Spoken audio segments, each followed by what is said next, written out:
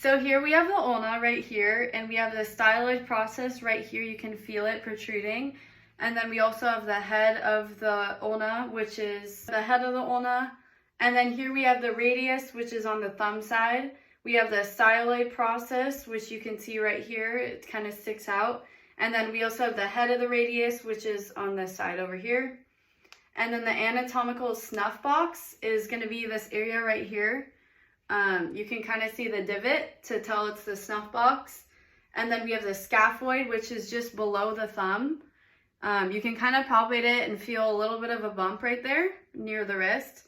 And then the carpal tunnel is going to be right along here, and it supplies the thumb, the index finger, a little bit of the middle finger, and then the ring finger. So then we have the carpal bones, which are distal to the wrist. They're all kind of close to each other right here.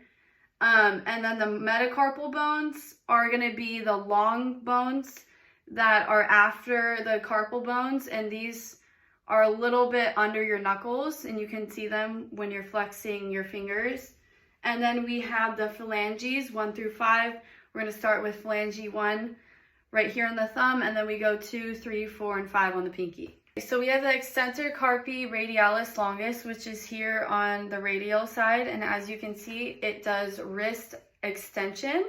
Then we have the extensor carpi radialis brevis, and that does anatomical abduction of the wrist.